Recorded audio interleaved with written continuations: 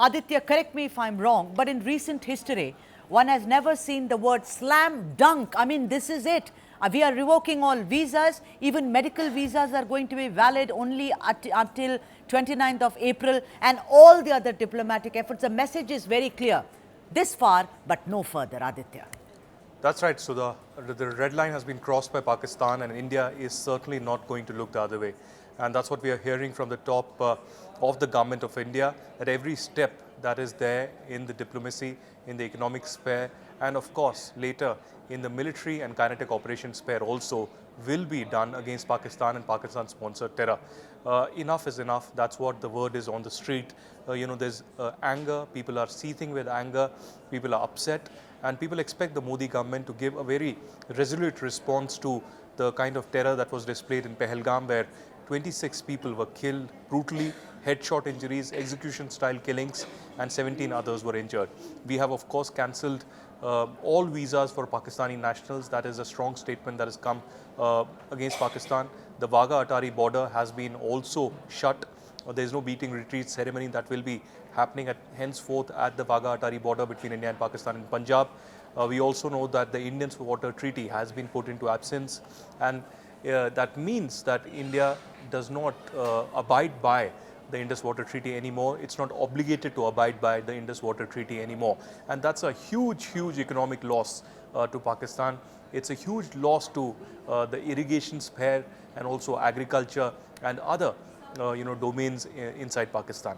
Apart from that, just minutes ago, the top meeting in the Ministry of External Affairs South Block has just ended, and the External Affairs Ministry senior diplomats have briefed at least 20 countries, including US, UK, Japan, Qatar, France, Russia, Germany, and others, on Pakistan-sponsored terror and Pakistan's direct role in this terrorism and terror attack in Pahalgam. So India is already making a dossier of Pakistan's direct link of how Pakistani terrorists were involved in this entire operation, how Lashkar-e-Toiba was given this operation by the Pakistan Army and the ISI themselves. So it's Asim Munir, it's Pakistan Army who are responsible for it.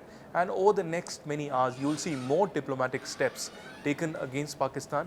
And finally, Government of India going through multiple kinetic options that they have from the Indian Army, the Indian Navy and the Indian Air Force. It could be a multiple strike against Pakistan as well. You know, Aditya, if you look at it, there are two types of kind of embargoes which have now been clamped on Pakistan. One is what one may call the kind of very light-hearted, superficial thing. For instance, that movie which is now Abir Gulad, which is not going to be released in this country. Of course, the Atari, and I saw you writing about it, that enough of drama, let's kind of, get our act together now. And the other is the serious kind of, the Indus Valley Treaty, Indus River Treaty, I beg your pardon. I want to ask you something. Lot of response from Pakistan. What would you term it as? Bluster, frustration, or a terrible guilt that they have been found culpable this time and there has been action, Aditya Rajkot? Pakistan's response is quite on expected lines. Pakistan has never admitted or confessed to, sponsoring terrorism, even though UN designated terrorists have lived, have survived, and have been given a shelter, a safe shelter on the Pakistani soil. We've often seen people like Masood Azhar, also Hafiz Saeed, Zakirur Rahman Lakhvi, Syed Salahuddin. All these members of Jaish-e-Mohammed, Lashkar-e-Toiba, Hizbul Mujahideen are residing in Pakistan.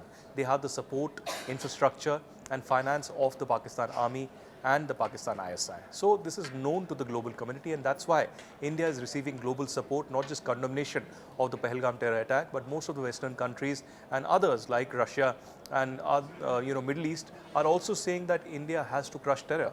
India has to speak up. India will have to respond, and India reserves the right to respond to such kind of terrorism wherever it is emanating from.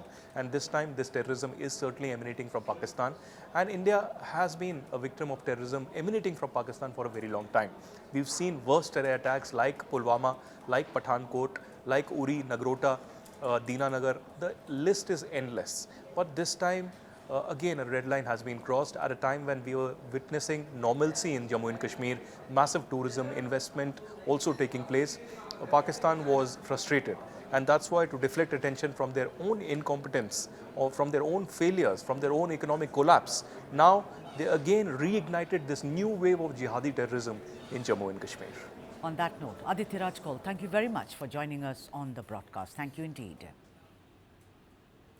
And in an atmosphere of grief, of a bloody attack, my colleague Ankit Bhatt spoke to a man whose courage saved lives, the tourist guide at Baisaran Meadows who became a shield during the bloodbath.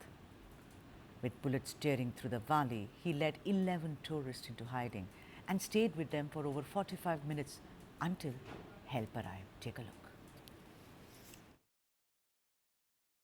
मेरे कुछ मेहमान आए थे, कुछ guest आए थे 17 तारीख को छत्तीसगढ़ चिरमिरी से, जिसमें 4 कपल थी और 3 बच्चे थे, कुल मिला के 11 और एक में 12 थे।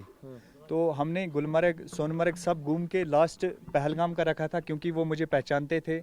हम वहाँ जाते हैं शाल बेचने विंटर में, 3 महीने उनके घर में भी रहते हैं, जो लकी प्रासर हैं उनके यहाँ रूम भी हमारा रहता है। तो फिर लास्ट में हम पहलगाम गए, पहलगाम से हम गए बाईसरन, जिसको मिनी स्विट्जरलैंड बोला जाता है। वहाँ पे हम 12 बजे करीब पहुँचे और फिर वहाँ पे हम मतलब ग्राउंड में गए। ग्राउंड में फोटोग्राफी हो रही थी उन लोगों की, 4 के ये उनके ये रील बनाने वाले भी थे और एक फोटोग्राफर भी था साथ में। तो रील बना रहे थे, तब तक क्या हुआ कि 1-2 फायर हुए पहले। तो वो जो लकी है उसने मुझे पूछा ये क्या आवाज़ है। मैंने बोला शायद ये पटाखे फोड़ने की आवाज़ है, तो यही कुछ होगा। फिर थोड़ा सा बीच में कुछ समय मतलब 10-15 सेकंड हुए तो नीचे से फायरिंग और होने लगी। अच्छा। हाँ, बोला क्या हुआ कि सब लोग 1-2 हज़ार टूरिस्ट था वहाँ पे, सब मतलब डर गए, नीचे लेट गए, हम भी नीचे लेट गए। मैंने उसके बच्चे को सीने के साथ लगा के मैं भी नीचे लेट गया। तो फिर क्या हुआ कि वो फायरिंग जब हुई तो वो उन्होंने मतलब ये जिप लाइन की तरफ वो बढ़ गई। अच्छा, कौन? जिप लाइन की तरफ जो फायरिंग कर रही थी, वो फायरिंग की आवाज़ जिप लाइन की तरफ आने लग गई। हाँ, वो बढ़ने लगी आवाज़ जिप लाइन। और हम पीछे से उसी फायरिंग के दौरान हम पीछे से मैंने उन 11 लोगों को वहाँ से निकाला और हम वहाँ से भाग गए। What a story that is. After India announced the closure of the Atari-Wagah border, chaos followed. A rush of Pakistanis desperate to return home caused massive congestion. Take a look at our ground report from Atari. देखिए, इस वक्त मैं अटारी border पर मौजूद हूँ। सबसे पहले आपको दिखाता हूँ। देखिए, इंटीग्रेटेड चेक पोस्ट है भारत पाकिस्तान का। यहाँ से व्यापार भी होता है, लोग भी आते जाते हैं और लगातार आप देखिए ये जो ऑटो आप देख रहे हैं, इसमें जो लोग हैं वो आ रहे हैं लगातार, जिनको आगे पाकिस्तान की तरफ जाना है। और उनको बीएसएफ के जो यहाँ पर ऑफिसर खड़े हैं वो उनके डॉक्यूमेंट चेक करते हैं। उनका पासपोर्ट जो है वो ग्रीन पासपोर्ट होना चाहिए और उसके बाद ही उनको आगे जाने की अनुमति है। अगर आप भारतीय पासपोर्ट के साथ हैं और आपके पास पाकिस्तान का वीज़ा भी है तो आपको आगे जाने की अनुमति नहीं है। कई लोग यहाँ से वापस भेजे जा चुके हैं और सिर्फ जो पाकिस्तान के लोग हैं जिनको पता लग रहा है कि भारत ये बॉर्डर बंद कर चुका है और उनको एक अल्टीमेटम है कि वो 48 घंटे में वापस लौट जाएं, तो वो लगातार यहाँ पर आ रहे हैं और अपने जो पासपोर्ट हैं वो दिखाते हैं। जिसके बाद आप देखिए लगातार जो ये इस तरह से ऑटो में लोग हैं वो यहाँ पर पहुँच रहे हैं। इधर जो ये इंटीग्रेटेड चेक पोस्ट है, यहाँ पर जो ज़्यादातर व्यापार होता है वो अब अफ़गानिस्तान से जो पाकिस्तान का रास्ता है वहाँ से गाड़ियाँ आती हैं, लेकिन वो भी अब पूरी तरह से बंद कर दिया गया है। तो व्यापार भी प्रभावित होगा। तो पाकिस्तान को बड़ा झटका दिया है भारत सरकार ने और यहाँ पर जो पाकिस्तानी हैं उनमें होड़ मची है कि जल्द से जल्द वो इस बॉर्डर से जो पहुँचे थे यहाँ पर किसी काम के सिलसिले में अपने रिश्तेदारों के पास या फिर कोई इलाज करवाने, तो वो जल्द से जल्द वापस लौट जाएं। इसी वजह से जो पाकिस्तानी भारत आए हुए थे वो लगातार यहाँ से वापस लौट रहे हैं। The J&K police have now released sketches of 3 Lashkar terrorists, Hashim Musa, Ali Bhai and Adil Hussain Thokar. A 20 lakh reward has been announced for any kind of a tip-off. Numbers to report are on the official notice. India has shunted out 3 senior Pakistani military attaches, including Defence Advisor Brigadier Mudassir Saeed, Air Advisor Group Captain Tahir Mahmood Anjum, and Naval Advisor Captain Ramiz Niaz. In the south, in Shivamogga, a half-day ban brought the city to a terrible standstill as Manjunath Rao's mortal remains arrived home. His wife, Pallavi, and family stood shattered as thousands turned up to say goodbye to a man who never made it back from his vacation to Kashmir. ನನ್ನ ಗಂಡನ ಸಾಯಿಸಿದಲ್ಲ ನಾನು ಬೇರೆ ಪತಿ को मारा है ना हमें भी मारो ಅಂತ ನಾನು ಅವನು ಕಿರ್ಚಿರ್ಸಿದ್ದೆ ಅವನು ಆಚೆ ಹೋಗ್ತಿದ್ದವನು ತಿರುಗ್ಬಿಟ್ಟು ಮೋದಿ को बता दो ಅಂತ ಹೇಳಿ. From Karnataka, let's move to Chennai, where a similar scene of heartbreak unfolded as Madhusudan Rao's body arrived. His wife and young son waited at the airport, tears flowing, questions hanging in the air.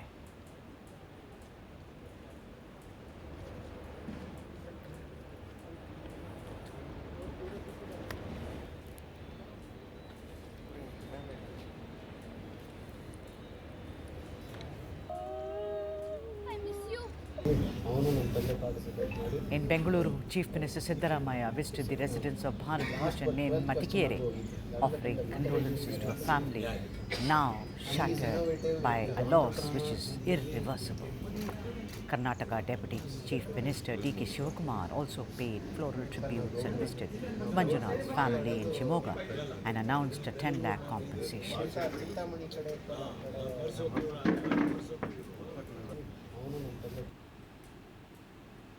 Telangana leaders, Chief Minister Revanth Reddy, DCM Batti Vikramarka, Meenakshi Natarajan and others observed a 2-minute silence mourning the lives which were lost in Pahalgam.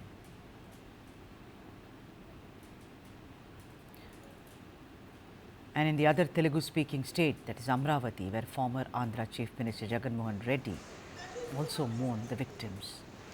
To the hills of Karnataka, the towns of Telangana, the temples of Tamil Nadu, South India has actually come together in collective sorrow, but also with a message that we shall mourn today, but we shall not go down.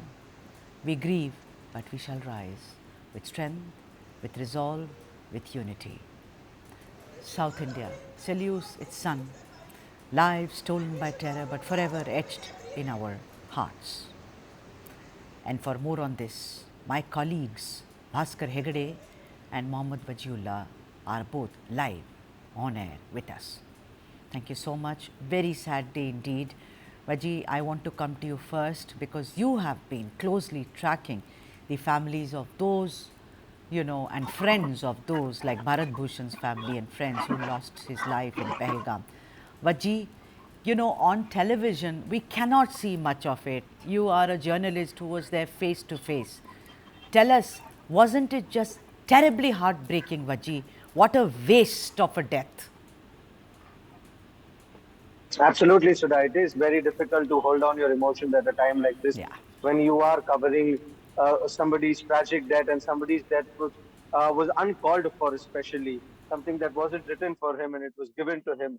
So it is difficult for all of us to cover this. And when we were there today at Bharat Bhushan's house, when we saw a lot of people coming there, we could see a man lying there for no fault of his own over there. He had just gone there. That was their first vacation after marriage. For 3 years, they were married. They have a daughter and they were not able to go outside because they have an ailing mother. They finally managed to get some time and they'd gone for a trip like this. And this is how they returned. They were supposed to return yesterday, but today they returned as mortal remains, is what the family told me. From what I learned, he was a fun-loving man, somebody who would help others, who would make everyone smile in the house. His friends were there. His auntie spoke to me for a very long time, and she was explaining how during COVID, when there was a lot of problems across, Pallavi, who was Sujata was a doctor. She was helping everyone around. She was passing on medicine. And in fact, yesterday when they were supposed to reach, they were supposed to reach at 7, 8 in the morning something. At 10 o'clock, she had given an appointment to somebody because they were unwell. So this was the testimony of these people. And these were the kinds of people who lost their life for no reason. And today we saw a lot of people visit that, not just friends and families, but you had many people in and around the area, Bengaloreans from different parts of the city who could manage to come there just to show their solidarity to the family, just to show them that we are with them. And that is what I also did when I went and met one of the maternal uncles, Mr. Sita Raman, and he broke down when he spoke to me. He was in tears when he was giving us the bite, and there also we stood with him and we said that we are all standing with him. And this is all we can offer them. as we speak right now, Sudha. These are words just we can have, but what we also need to understand is that the entire country today mourns for this loss. Yeah, I'm very well put, I must say. Bhaskar Hegde, the politics around it. Of course, I don't want to go into, oh, the compensation is not enough, the intel failed. I think this is not the time to do. But overall, you must be aware what India has done in diplomatic efforts and even otherwise. I mean, at all levels. Even medical visas are only valid until 29th of April, Bhaskar. Do you think India is on the right track? Because in the history of India-Pakistan, I think starting from 1947 until now, I have not seen India taking such a tough stand. Bhaskar, your comments on that? Sudha, I think the time is not to comment right or wrong because India is in a position where it has to take a very tough measures because the people who lost lives are innocent people and the government has to step in and take immediate action on several fronts, say like diplomatic front, the financial and economic front, and finally of course the geopolitical front. So the meeting at CCA, that the decisions they took yesterday were, I think, appropriate, and that's the first thing. The second thing, I think, including myself, many of us generally tend to give sermons to the majority community to be restrained and not to indulge in any kind of dividing society, this and that. Absolutely right. When tempers were high, we should not stoke fire again. At the same time, we tend to forget or give credit to people who maintain peace in society. This is in spite of, thing happened day before yesterday, it's 48 hours. So no major events or anything untoward incident happened in India. I think we should give credit to the Indian people also, the majority community. That's what I feel. Let me come to you now. Vaji, Bharat Bhushan, Manjunath, Pallavi, who's left behind, Bhaskar's wife. I mean, there are scores. There are people in Kerala, an old man who was shot dead. Tell me, what is the mood in Bangalore? You said today there was a large outpouring of people who came from different parts to pay their respects. Describe it, because the way you describe the sorrow, I think people would be very interested in knowing that, am I also feeling like he is feeling? Vaji. Absolutely, Sudha. There are times we've gone reporting, we've done Wayanad, we've done a lot of other calamities, we've done a lot of, but this was a calamity which was not in our hand.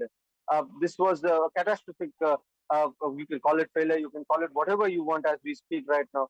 But what I witnessed today was where I saw people, irrespective of what caste they belong to, irrespective of what religion they belong to, politicians, irrespective of the fact that they were rivals, were standing there in solidarity.